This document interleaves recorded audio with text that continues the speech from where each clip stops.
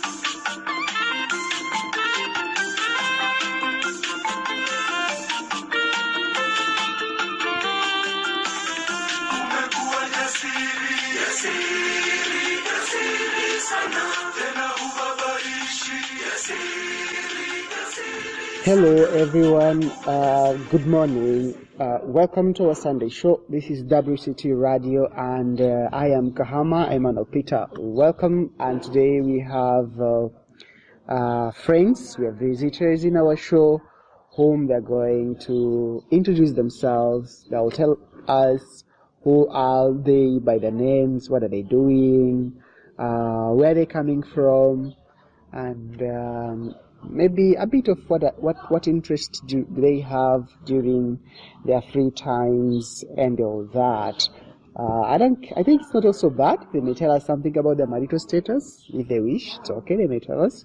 But more or less, we will talk today on a topic which is really hot, especially in our neighboring country, and the topic is all about what is the cause of the killing of the spouses and even children among the community members of the Kenyan country.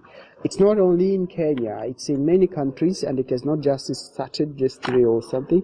It has been there since then, but now it seems to be taking so much roots in Kenya. And recently, we have had so many issues on this topic. So today we as the young people discuss trying to find out why are people killing each other while they loved each other previously? What are the causes? What should be the measures? And what are the suggestions to make sure these things comes to an end? Is there any cultural influence? Is there any influence from the Western culture? Is there any influence from the economic point of view, political point of view, or what should be the matter causing all this? So I am going to welcome these friends of ours. They will introduce themselves. Thereafter, we will start on what is next.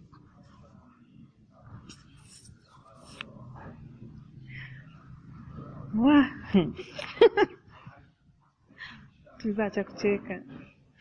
Okay, my names are Mary Wanjiko. I'm from Kenya. I work in Doha as a private teacher. I teach English. What part of Kenya are you from? Oh, I come from the central part of Kenya. That is for Kikuyu tribe. We speak Kikuyu. Wow, how would you greet in Kikuyu in the morning? Okay, in the morning we say ohoro aku. Ohoro aku. Then how do the other person respond? Ni mwega or ni kwega. Why ni kwega and why ni mwega? Why? Ni kwega, it means maybe everything at home is okay. Ni mwega. That one is difficult. That one I can't explain. Okay. Or does it mean like you are fine just as an individual? Yeah, sure. Okay, that's very okay. Wow. So welcome so much, and where are you now? Can you tell some? Right now I'm in Tabora. It's my first time to be here. Okay. I'm enjoying. The place looks good. The environment is clean. It's not all that congested. Wow. Yeah, and the people are friendly. That's right. Yeah. Well, thank you. We have another person here, and let us welcome her so that she may also introduce herself. Yeah, then thereafter we will proceed. Madam, you're welcome. Thank you. Teresa Kiloko from Kenya. I'm a teacher.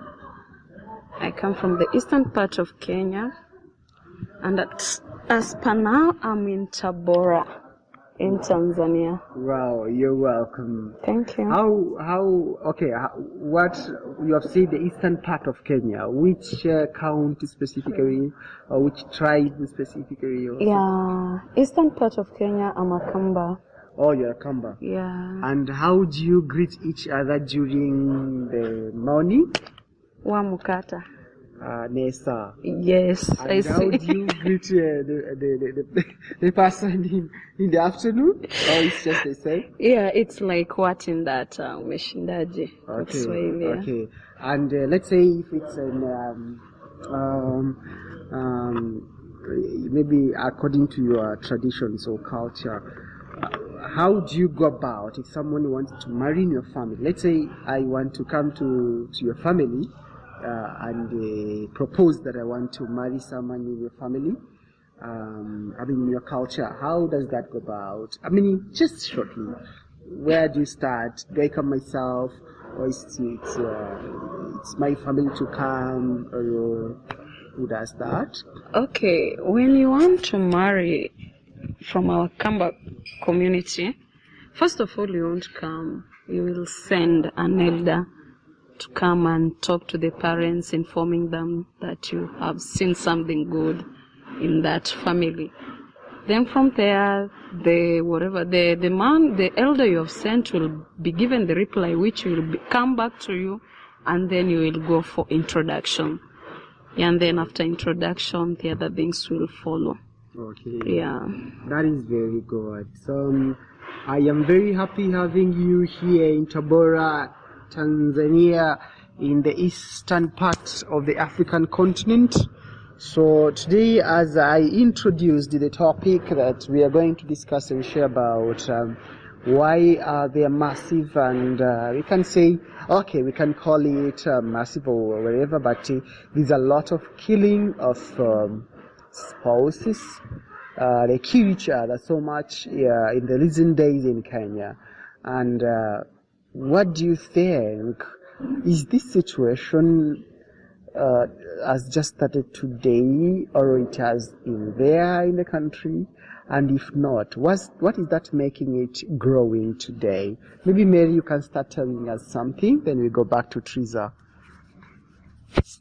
Okay. It's a difficult topic. Yes. Yeah, because it's something which is happening mostly in Kenya.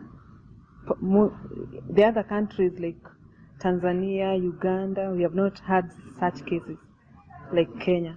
Kenya is too much. But for me, what I think it's because of maybe if I'm a lady, I go get pregnant. Maybe the man is not ready for the kids. Maybe that one can be a reason. I go get pregnant. Maybe you are in a relationship. I get pregnant. You are not prepared for the kids then. That one can be a major reason. Another thing is maybe jealousy. Okay. Jealousy, such as Teresa, maybe you can help me on jealousy. Okay, Teresa can help us.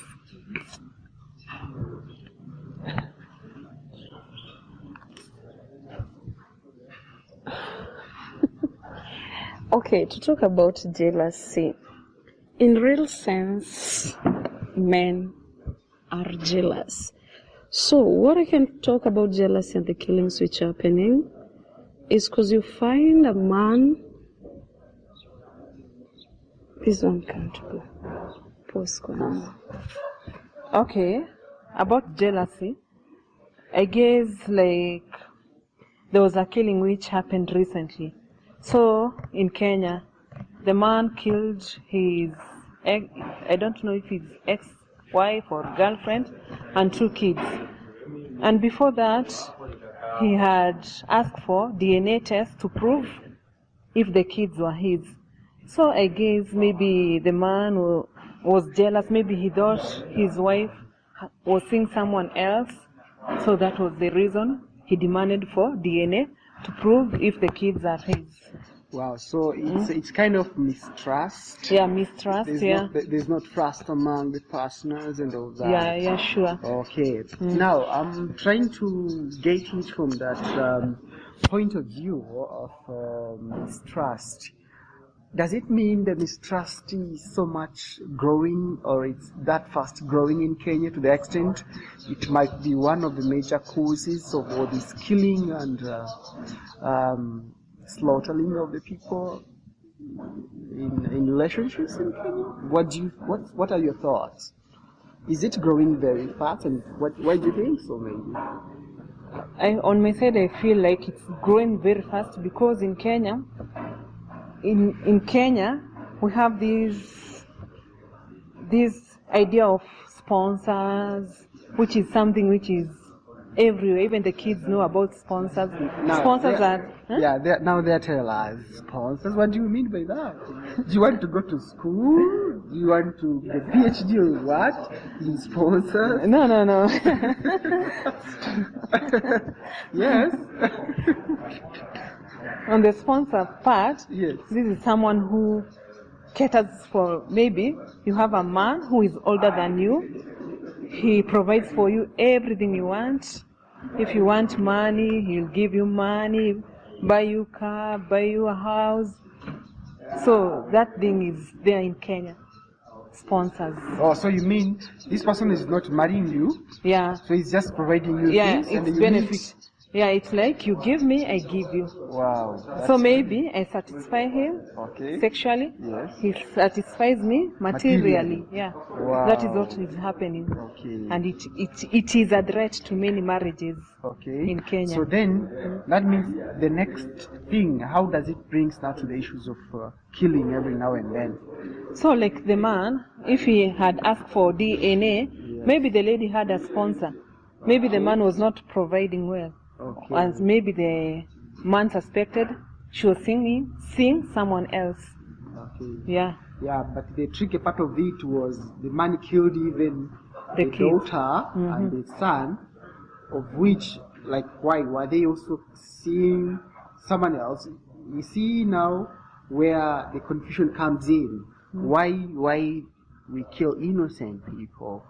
Because we are part of the community. If this has faced one of our brothers or sister, or if not this, then it will affect one of our relatives sooner or later.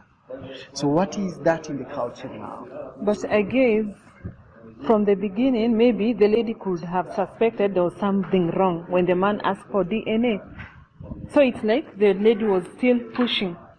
Maybe she wanted the man to provide, and maybe the man did not want. So he saw it was going to be a burden to him. So he decided to do away with them. Yeah. Maybe the lady was pushing. You know, when we are pushing, you say you have to do this, you must do this. By the time they went to the court, there must be a reason for them to go to the court. And maybe the man did not want to support the kids. So I guess it's high time when you see the man starts suspecting maybe the kids are not his or what. So it's up to you to decide, do you still want to push the man, or your life is more important than what you are following?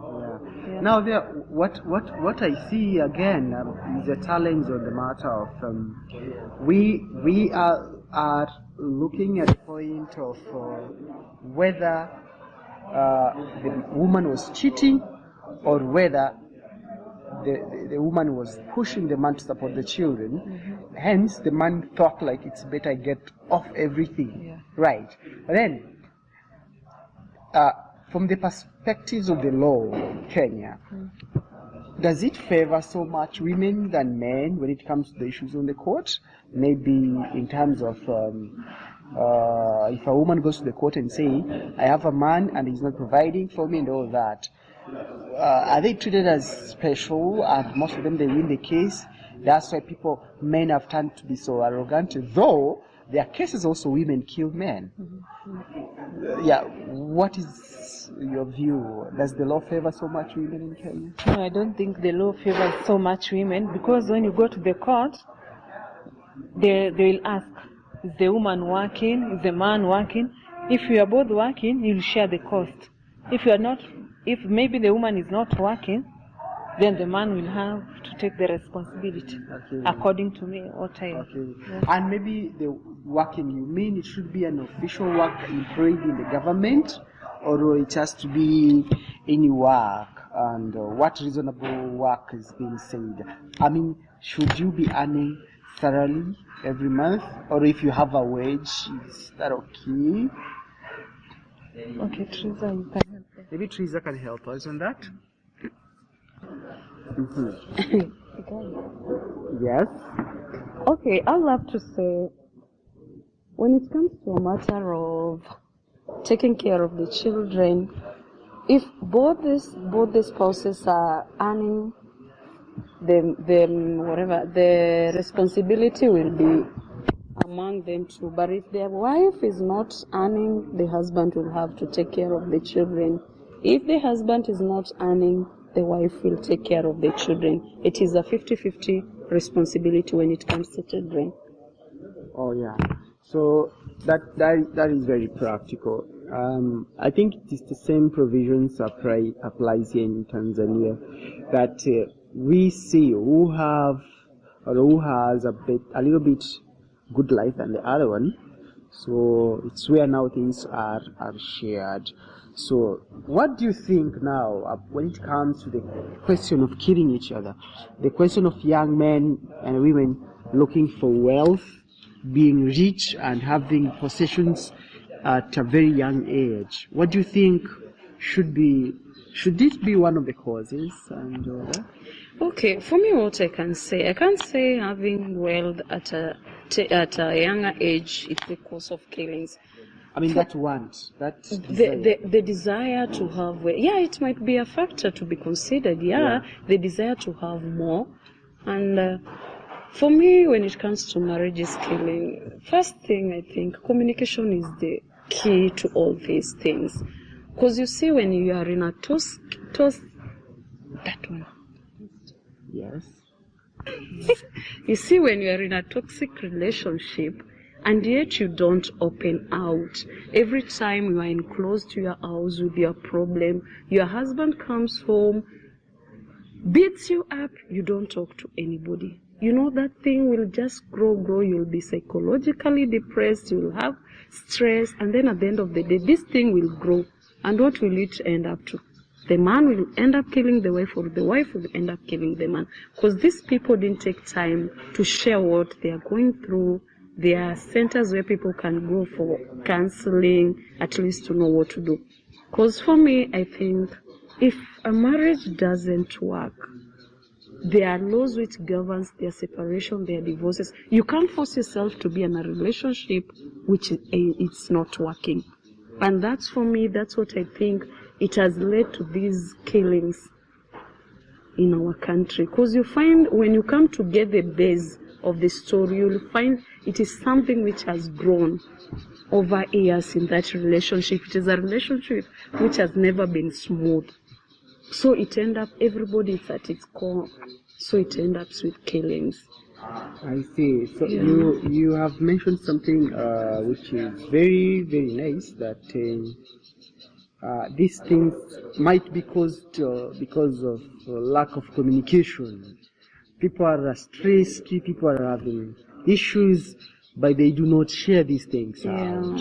What do you think as for the social structures in Kenya when it comes to the sharing of the things? Like, why do people keep now so much distances from others? Why are they not sharing with their relatives or other friends? What do you think has brought people there? You know, people think while sharing their problems with their family, relatives, or friends, you will become a laughingstock to the community. So me, what I think is that if at all people can be educated and these things about going to the counseling emphasized, and people be told where to be going to these centers. At least they can seek guidance from somebody who is different. Because obvious, if you go share what you're going through, maybe with your family, friend, she might end up talking to other people and then you'll be embarrassed. But if you go to a professional where you'll go talk these things and then your spouse will be called, this thing will be solved in a professional way, it might help.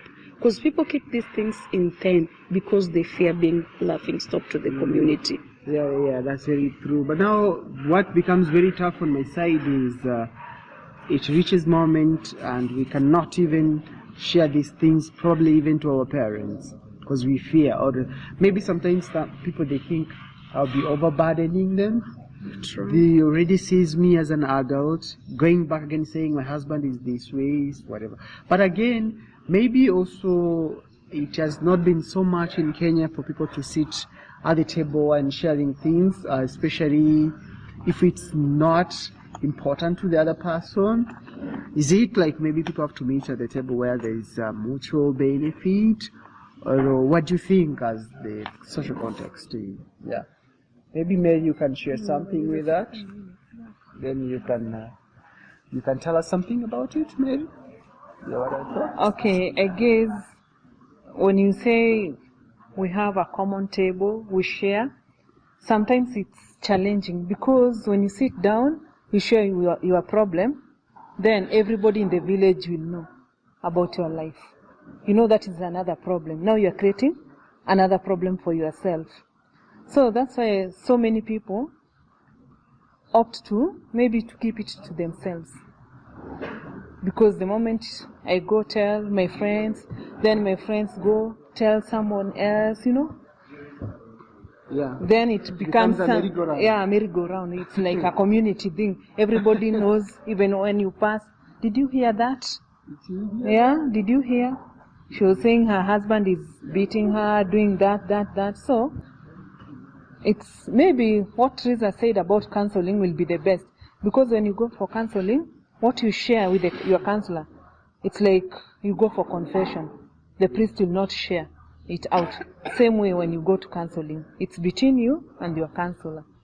Yeah. So people should be educated more about counseling. Okay. Yeah. But still we have religion. We have religious leaders, be it on whatever faith. We have priests, we have pastors, we have deacons and all the servants. But you are forgetting, also them, they are human beings. They can sit on the table, share. The only time you can know your secret is secure, it's only under the confession box. When you go for confession, that's when you can open up to the priest. Okay. Yeah. But I think the real fact is, maybe if things are different, but priests especially, they have been trained specifically to listen to these people at any particular time.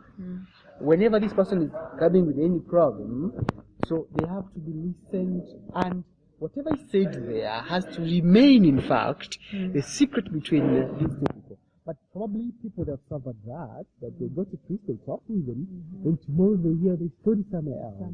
Then it has again brought all these structures, and at the end of the day, people, they cannot stand that. So we find that we are now lacking proper channels, or so to say, whereby people, they can go and give out what is inside them. At the end of the day, we just see what the evil one or anything will just tell them. What do you think? What should the government do, probably, to make sure that things are coming to a different path, especially seeing the future generation safe from this trend of killing one another? What should the families do? Because the first place where people understand everything is from the level of the family, from the level of the faith, from the level of the government, and later from the international aspect. So what would be your thoughts over the family, the church, and the rest into ending this killing between man and women in the relationship? For me, talk about the family. I feel the family, maybe the parents,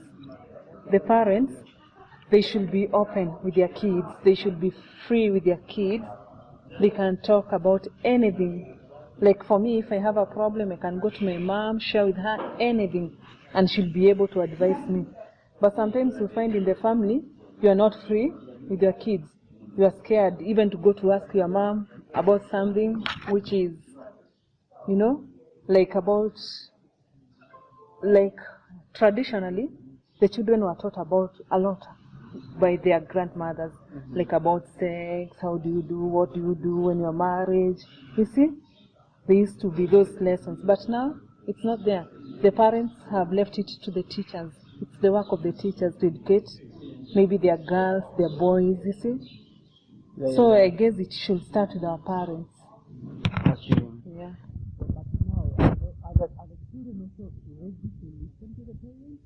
It all depends the relationship you have with your parent. Yeah, that's very right. Yeah. That's very right. Okay. If you have a friendly relationship, I'll not be scared to talk to my parent about anything. I'll go talk with them. But if we have that distance, there's that bridge, then things won't yeah. work. Anyway, maybe let us see on the question of the government from Teresa, and probably later we will go see on would the impact of the social media be one also of the factors, social media or the development of the science and technology could also be part of the influence of all this. Teresa, you're welcome on the government part. Okay, talking about the government, for me, I like to say that the government should create more counseling centers, more marriage counseling centers, where people can go seek for advice and counseling about their marriages. And also one thing I would like to urge the government is to be strict on the law about murder. Some people do murder and then they are out on bails and bonds, and then the case just disappears like that. There is no justice for the people who are left. So for me, the government should be very, very strict on the issue. If the law about murder, if you are to be jailed for life, let it happen.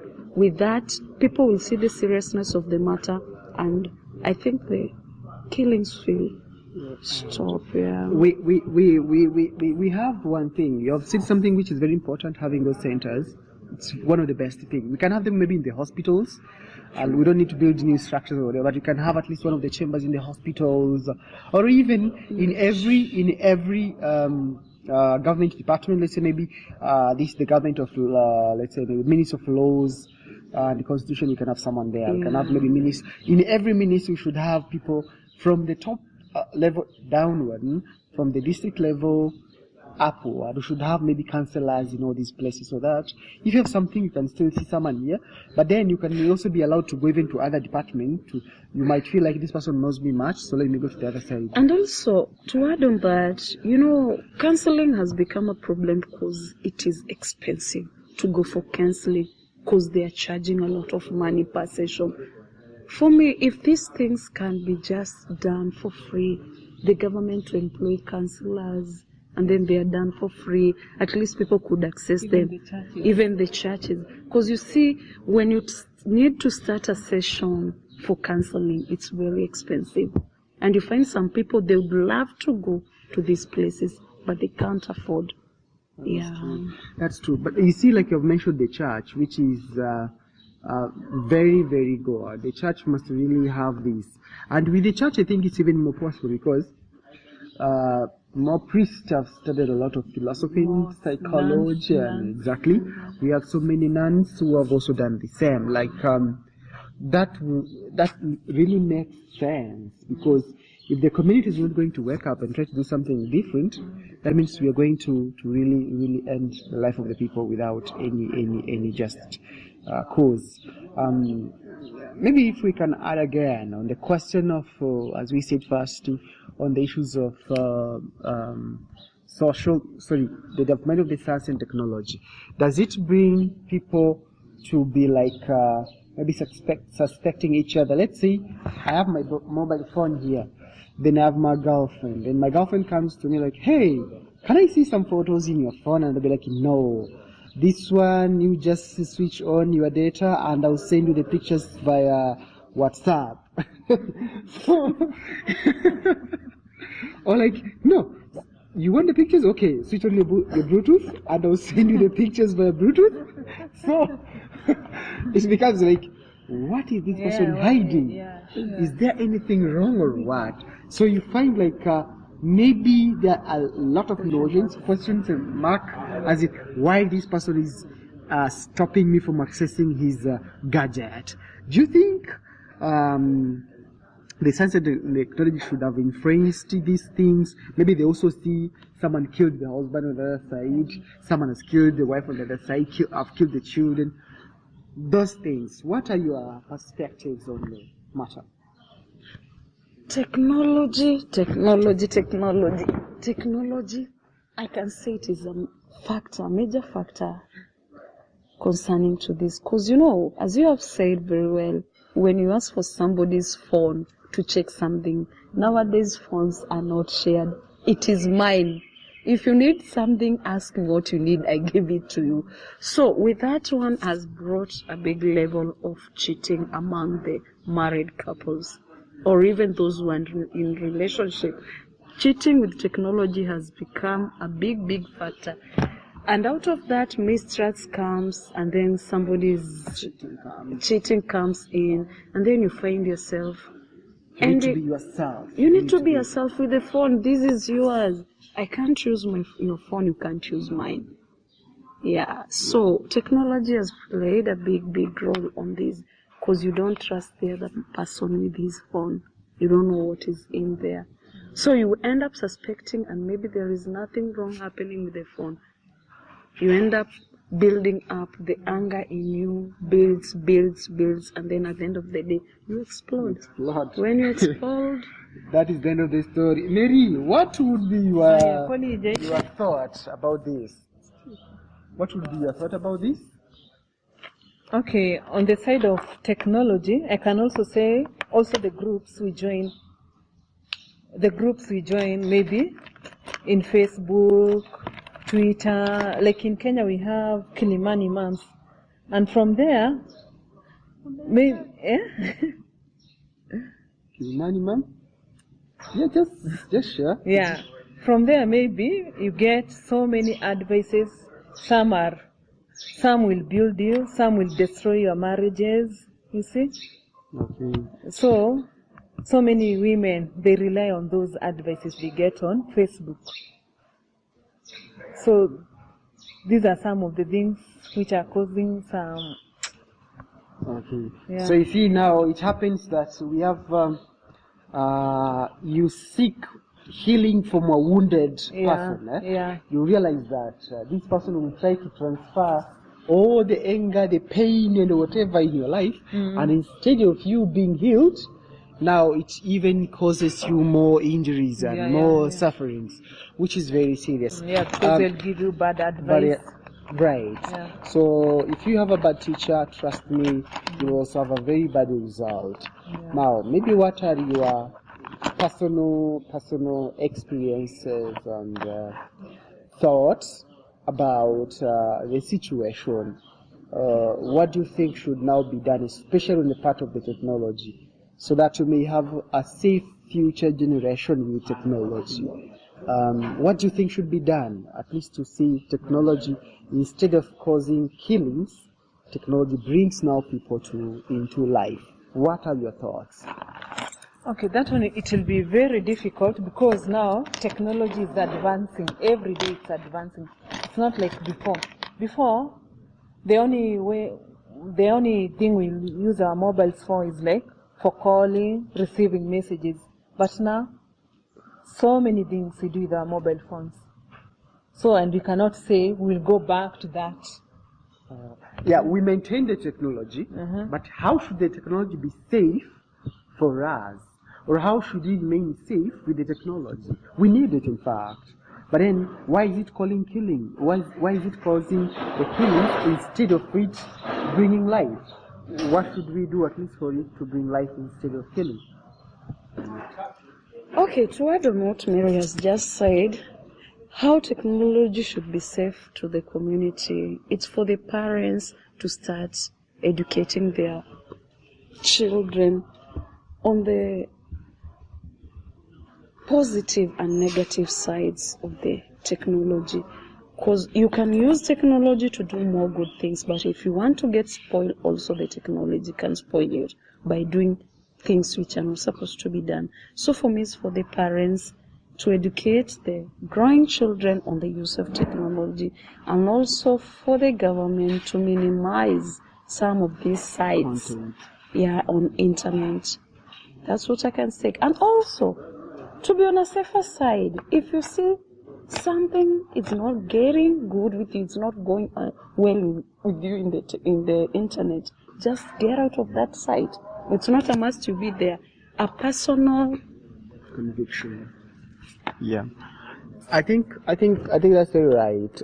Maybe we should also find a way for these things to be encapsulated in our curriculums in the schools, so that people can be taught from a very young age, young era, like, hey, this, and this is causing all these issues and whatever. But generally now, as we are winding up, what do you think, at least maybe if you can mention the factors causing marriages problems in the country, and what should be the suggestions? Maybe some 2 points from you, Teresa, and some 2 points from Mary, and suggestions. Then that will serve the day. Maybe Mary, you're welcome. You can say something. What are the factors causing marriage problems in the country? You say two, she says two. I guess the first factor is communication. So people should be able to communicate with each other, the couples. If you see something, you should not keep it to yourself. You should share it with your partner. You tell him or her, here and here, I think things are not going the way they should be. So you should be able to communicate. Also, the second one is openness. We should be open to each other. If like maybe when we started, we were so much in love. So if I don't feel something for you, I should be able to tell you. I feel maybe we should, how do I put it? Yeah, give her space. Maybe if maybe the wife can go back at home to her parents, think things over, or maybe the husband can give the wife the space when you're open, because so many marriages you find somebody stop loving you like 5 years ago, you see, and he or she still pretends that they love you. So we should be open. We should talk openly. Yeah. Wow, that's right. Maybe Teresa, now you may give us your thoughts of this part, as I have asked the Mary. So you may say at least something also, as what are your thoughts on the causes of these issues in the marriages in Kenya, and what should be the solution? You're welcome. Okay, to add on what Mary has just said, for me, I think to end up all this mess and all these things happening in marriages, for me it's to say people should be real in life. Be yourself in these marriages. Don't always pretend everything is good and yet it is not. If something is not good, let it be said it's not good, and find ways and solutions on how to handle it. If you can't do it, it is always good to invite the third party to see if things can work. You'll start with the church first. If the church, you go to the parents, to the church, you seek advice on what to do. And for me, on my point of perspective, I think don't force. If things doesn't work, if a marriage ain't working, don't force it. Yeah, thank you so much for the message you have said. If marriage doesn't work, don't force it. But the question comes in, what do I do? Do I just go home? What if I see this someone is moving with Mpango wa Kando? How do I go about this? That is the thing. So I really think that it's important now for us to keep more focus on the matters which are affecting our lives. We see now we keep so much effort on saying how can we build good roads, we can have good healthy facilities and all that. But now it seems the life as the human life is forgotten. And that's why today we see there are so many abortions, there are so many murdering, there are so many incidents pertaining the threatening of the life of the human person, while we have so many efforts on guarding and protecting our structures. So I think we should also have a system which will bring us back, especially on how the life can be made safe. The science and technology, the faith, the families, our politicians, our radio, our TV stations and all that, they should now really go and focus more and more on the issues of keeping the life safe. Because otherwise, what we see is what is happening in our days. Hence, the life is becoming something that is important, and the rest takes chance while we can kill each other just as we slaughter animals. So, Caesar and Mary, thank you so much for your time. I think this one you'll be able to listen to it over and over through WCT Radio. So I'll give you the link. You can access it even when you're away. Otherwise, thank you so much for being here in Tanzania. And you'll have maybe time to visit other places sometimes later. So before I get away, you guys will mention something, any other thing, not about the show only, but any other thing about whatever you want to say. You're welcome. Okay, so if you have nothing to add, I'm just wishing you safe journey when you'll be getting back to Kenya. Say hello there, and if anything has been here not good, so sorry for that, and if something has been good, you can take it back to Kenya. So thank you so much, and God bless you. Bye. Thank you. God bless you too. Bye. Thank you.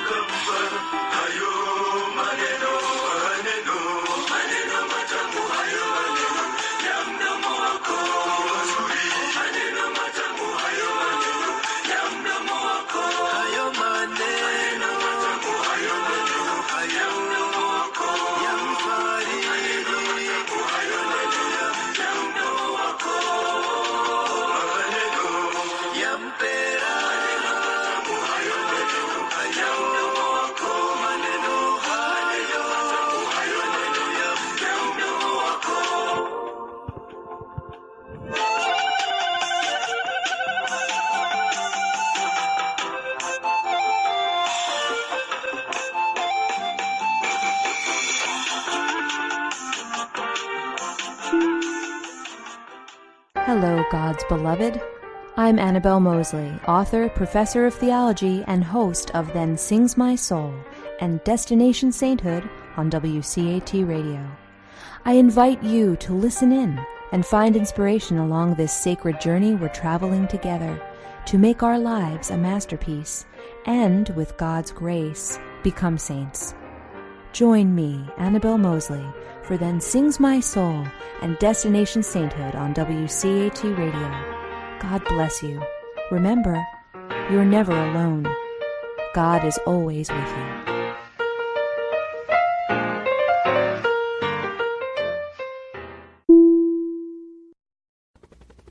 We hope you enjoyed the program and will join us back for another show on WCAT Radio. This is Sebastian Mahfood. Good day.